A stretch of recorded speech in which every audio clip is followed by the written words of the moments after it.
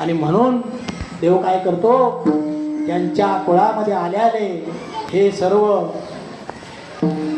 पवित्र कुळामध्ये आलेले जन्माला आले त्यांचा देव काय करतो, त्यांच्या घरी सुद्धा सेवा करतो. चोखोबाच्या घरी बाळंतपण केलं. काय गरज होती. आणि म्हणून सर्वांनी काय करायचं, सर्वांनी भजन करा.